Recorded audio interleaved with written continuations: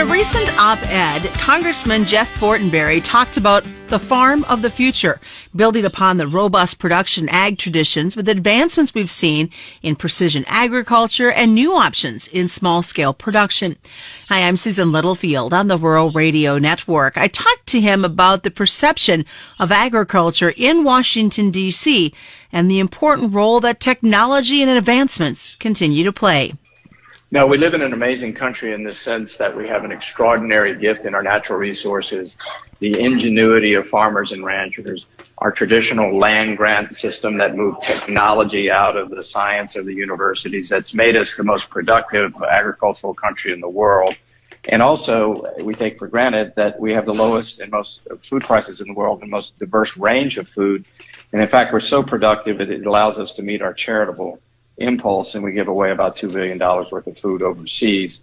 And this is essential for diplomacy as well as our national security. So agriculture plays a key role in not only the economic well-being of America, but also international stability and our own national security. And so the whole idea of the farm of the future is to continue this tradition and project forward as to how we integrate better uses of technology to enhance productivity, reduce inputs, protect soil health and the environment, and expand the agricultural family.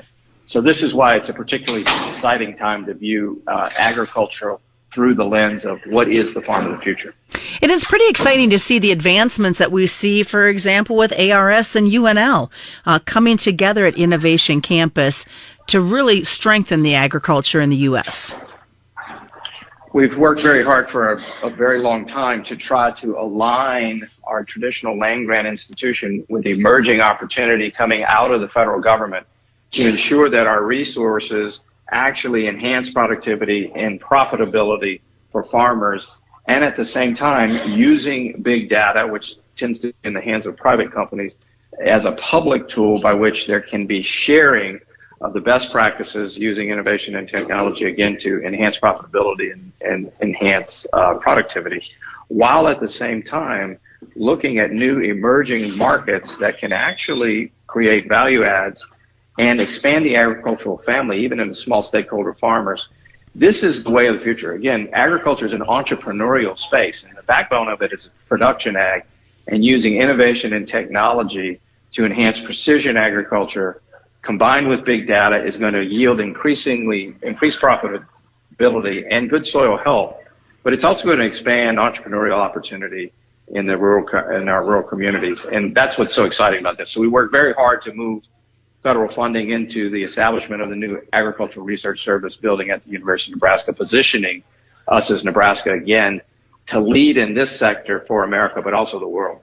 When we look what's happening with Russia and Ukraine and how it's affecting not only our markets here, but the profitability and the utilization of fertilizer to grow these crops into this next growing season. Yes. Look, no one wants to see what is potentially going to happen in Ukraine with a Russian invasion.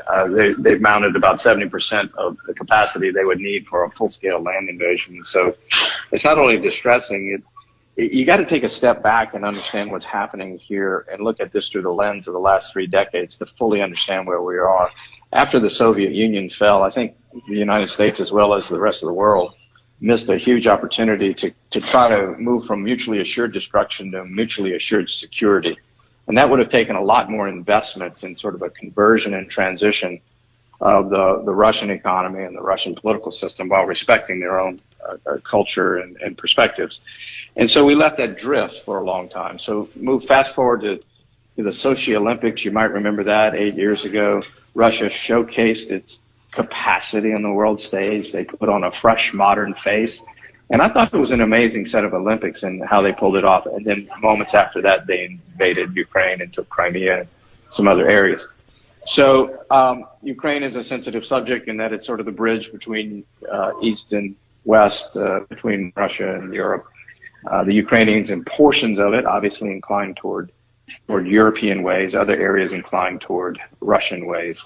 So, but the disruptions that can occur, you're exactly right, in energy capacity, as it relates to inputs for farmers is very real. This shows you the interconnectivity of our world now. Looking at China, how much of an effect are you seeing with what's going on with them? And we've got the Olympics taking place. Well, again, in order to understand where we are in the moment, we have to go back 20 years where certain multinational corporate interests made the case that opening China up to free trade policies would benefit all peoples. And the effect of that was American manufacturing moved there.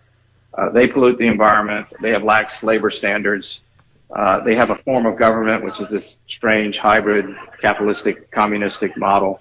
Their sort of reason for being is what I call economic nationalism. And so the irony is they now make the stuff, we buy the stuff, they have our cash, we run up debt, they buy our debt. That is a shift of the wealth assets of America into the hands of the Chinese government, which then in turn builds up its military.